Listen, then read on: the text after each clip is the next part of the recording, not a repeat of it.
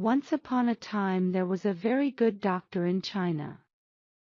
His name was Dr. Li Wenliang, and he was an eye doctor. Every day, Dr. Li went to work at the hospital in a city called Wuhan to treat his patients. He saw patients with all kinds of issues. Some needed glasses so they could see from afar, others needed them to see things up close, and some elderly patients needed small operations so that they could just see better. Dr. Li loved his job and took care of all his patients with joy. One day, however, he noticed something strange.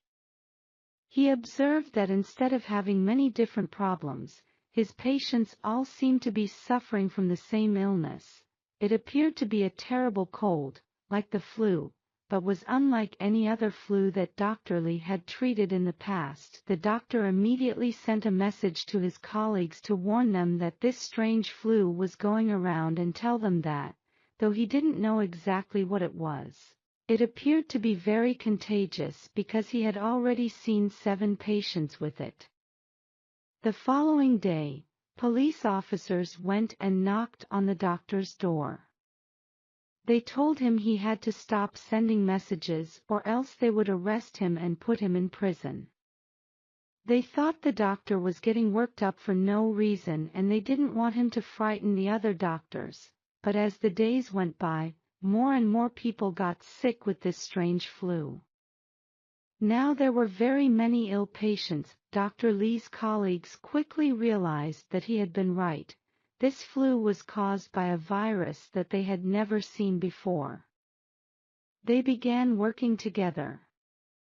There were those who observed the virus in the laboratory to understand how it spread, others who treated patients, and those who tried to develop a vaccine to protect people. For every patient they treated, and every hour they spent in the laboratory, the researchers, doctors, and nurses learned something new. They discovered that it was a virus that was part of a family called the coronavirus, a type of virus that when you looked at it under a microscope, appeared to have a crown on its head. Corona is another word for crown. The police apologized to Dr. Li, but unfortunately, it was too late. The doctor had fallen ill and died a few days later. The doctors discovered that the virus came from an animal, possibly a bat or a snake, but they couldn't be sure. It wasn't easy to know for certain because the virus couldn't be questioned. Normally viruses found in animals don't make humans sick, but this was a new virus and a lot of research would have to be done to understand its behavior. In the meantime, though, they had to find a way to protect as many people as possible from getting sick. The researchers discovered something very important. Even people who didn't have a cough or fever could hug, touch, or kiss someone and unknowingly transmit the virus to them. They discovered that when a person coughed or sneezed and a few tiny drops of saliva landed on a door handle or an elevator button, someone who then touched that same handle or button even hours later could get infected. With the virus, they also discovered that washing your hands thoroughly with soap made the virus disappear. Finding a vaccine became urgent so that people could stop worrying when they hugged each other or called the elevator. In fact, vaccines protect people from getting sick even when they come in contact with the virus. It's thanks to vaccines that we are no longer afraid of getting measles or chickenpox.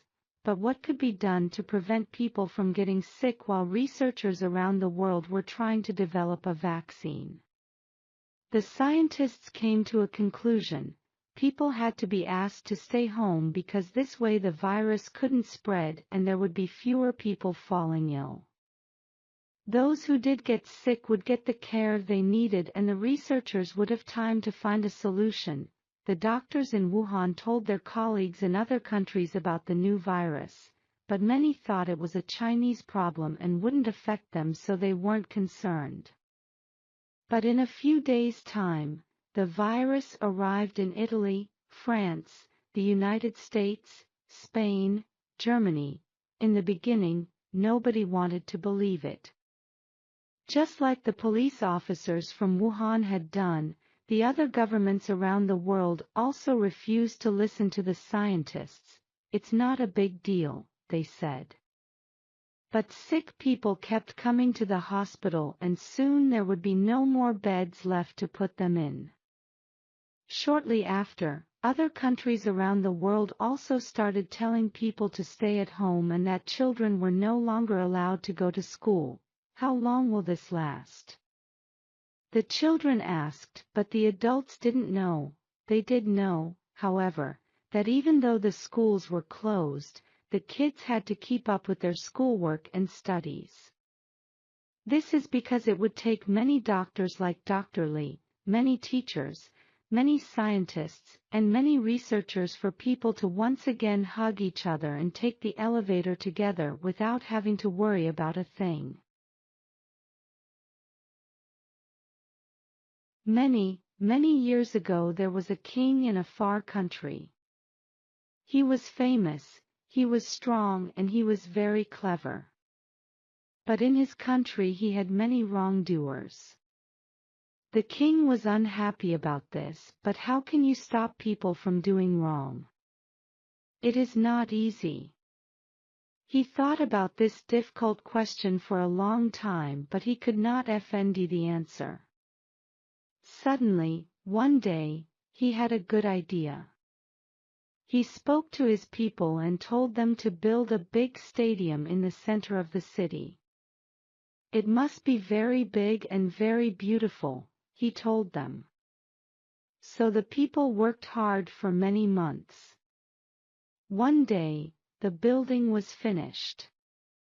The stadium was ready. Inside it, there were places for 5,000 people.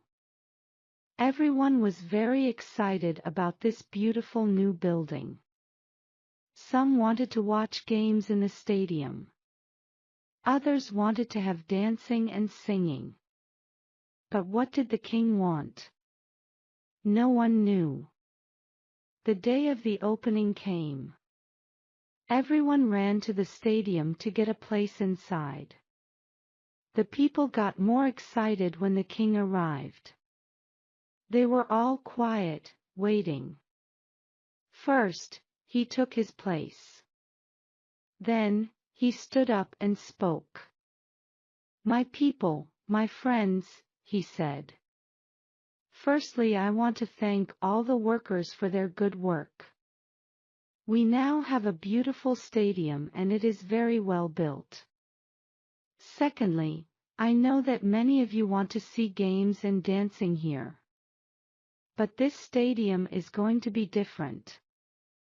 It is not going to be a place for having a good time. It is going to be a place for wrongdoers. If one of you does something wrong, we are going to bring him to this place. There he must stand in the middle of this stadium in front of us all. Now, do you all see those two doors, colored blue, at the far end of the stadium? They look the same, perhaps.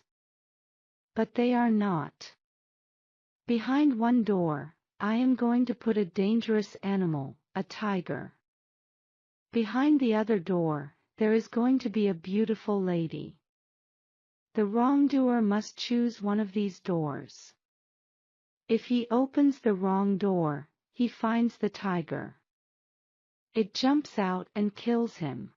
If he opens the other door, he finds the beautiful young woman. She is to be his wife. They must marry immediately, right here in the stadium before our eyes. After that, they can live happily with us as husband and wife. So each wrongdoer must choose very carefully. Before he chooses, he, and we, cannot know if he is going to live or die. As soon as he opens one of those two doors, we all know immediately. That is my idea. So tell me, my friends, Is it a good idea or is it not? It is good, O king, it is very good, the people answered. But they were quiet. They were afraid. Thank you, said the king. Now go home. Come to the stadium again at the same time next week. Then you can watch the first wrongdoer make his choice. Every week from now on, a different man is going to choose, to live, if he is lucky, or to die, if he is not. From that day, the people came every week to the stadium to watch a different wrongdoer. Sometimes, he opened the bright blue door and the beautiful lady came out. Then there was singing and dancing. Everyone threw flowers down to the lucky people and went home happily. But at other times, the wrongdoer opened the wrong door. Immediately, a big tiger ran out into the stadium and jumped on the unlucky man. In a few minutes, the tiger killed him in front of all the watching people. When he lay dead in the center of the stadium, the people went home sadly. They took their flowers with them. It is interesting that in a short time the number of wrongdoers in the country got much smaller. No one wanted to stand in the middle of the stadium and make that difficult choice. Now, there is another important person in this story. The king had only one child, a daughter. She was very beautiful. She had green eyes and long red hair and she moved as quickly as a cat. She too was strong and clever, as strong and clever as her father. She did not smile often. But when she smiled, people were happy. When she was angry, everyone was afraid. They knew that at those times she was a very dangerous young woman.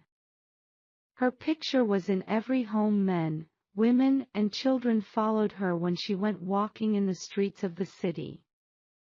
They waited to see her famous smile and sometimes they were lucky. One day, she was out walking in a city park when she saw a young man. He was a gardener and the park was where he worked. He was very good-looking. He was tall and strong. He had dark blue-black hair and a dark mustache. When he laughed, you could see his beautiful white teeth. The king's daughter stopped and looked at him closely. She thought that he was the most beautiful man in the world. She began to talk with him and heed him more and more. The young man could not understand. Why did the king's daughter want to talk to him? He was not important. He was only the king's gardener. But he could not take his eyes off her. As soon as he looked into her big green eyes and saw her smile, he was in love. But he knew that this love was very dangerous. He was not a rich man, not from a rich family. He could never marry the daughter of the king. Now, we know that the king's daughter was a strong young woman and that she was very clever. When her father's men took her lover away, she too saw the danger immediately. She knew very well what was going to happen next. So, early in the morning, she went to the stadium. No one saw her go. She spoke to the workers there and gave them some money. "Which room is the tiger in?" she asked. They told her. "And which girl is going to be behind the other door?" The workers did not want to answer. They were afraid. "I must know," said the king's daughter. "Who is she?" "She is the daughter of your father's driver," the workers answered. The king's daughter knew her well. a young and beautiful girl with rich brown hair. But the king's daughter did not like her. She began to think hard. If my lover chooses the wrong door, he dies. But if he chooses the right door, he marries this cheap little thing, this driver's child. And I lose him, to her. So I too must choose. That afternoon, the king called all his people back to the stadium again. His men brought the young man from the dark room. There he stood, in the middle of the stadium, tired, hungry and afraid. The king sat in his place above the people and his daughter sat next to him. She did not move. Her face showed nothing. Then the king stood and spoke to his people. You all know this gardener, my friends. And you know why he is here. He was the lover of my daughter. For many weeks, I did not know that, but I know it now. What happens to a wrongdoer in our country? That too we know. He must choose, the lady or the tiger. If he opens the wrong door, he must fight the tiger. If he opens the right door, he must marry the lady. So now choose, young man. Choose very carefully if you want to live and not die. The young man stood quietly and listened to the king's words. But his eyes were not on the king. They were on the face of the king's daughter. She had no smile for him today. But he looked at her eyes. Her eyes told him something. She looked down quickly at her hand. Then she looked up again. He saw her smallest finger move a little to the left. And immediately he knew, the door to open was the door on the left. He turned and walked very slowly to the left-hand door. All the people watched him, without a sound. He put out his hand and opened the door. But here the story ends. Remember that the king's daughter was a clever young woman. She was in love, but she was angry too. Did she want her lover to meet the tiger, a fight that he must lose? Did she want him to die? Or did she want him to live and have another beautiful woman for his wife? To give him this other woman, in place of her? We do not know what ideas were at work inside her beautiful head. Tell me, what do you think? Which did she choose? What was behind that door, the lady or the tiger? One day, a boy was walking near his village. He looked up, and saw a beautiful girl. She was looking after her father's goats. The boy fell in love with the girl at once. He wanted to marry her. You're the most beautiful girl in the world, said the boy. I want to marry you, the girl smiled at him. I like you, too, she said. But I can't marry you. My father will not agree. Then let's run away together, said the young man. I'll come with my friend tomorrow and take you to my home. They talked for a long time, and at last the girl agreed. The next night, the young man came back to the girl's village. His friend was with him. Come, my beautiful one, he called softly. Run away with me, the girl heard him. She ran out of her village and found the young man and his friend. They laughed and smiled at each other. They were happy. Let's go, said the young man. It's a long way to my village. They walked all night. In the morning they were hungry. The girl said, "Let's find something to put in our mouths." "How can we do that?" the young man said. "There's no food here." "You know that already." But his friend smiled at the girl. "She's not talking about food," he said. "She means, let's find some twigs to brush our teeth with." The girl smiled back at him. "You're right," she said. "I did mean that." They went on together. The sun was high in the sky now. It was midday, and they were all tired. "Let's rest," said the girl. They all sat down under the trees. The girl and the young man's friend took off their shoes, but the young man didn't take off his shoes. "Why don't you rest?" the girl said to him. "I am resting," the young man answered. "This boy is stupid," thought the girl. "How can he rest with his shoes on his feet?" The young man's friend was looking at her. "The young lady sees your shoes," he said to his friend. "Why are you still wearing them? If you want to rest, you must take them off." The girl looked at him. "Yes," she said. "You understand." Soon they went on, and came to a village. The people were kind. They invited them to eat. At the end of the meal, the girl said, "Some of the meat is still left. Let's get rid of it." "What do you mean?" said the young man. "Look at the plate. It's empty." "The meat is finished." His friend was watching the girl. He stood up and went to a bush. He broke off a thorn and gave it to her. "Some of the meat is stuck between our teeth," he said. "She wants us to get it out, really." "Oh dear, I didn't understand," said the young man.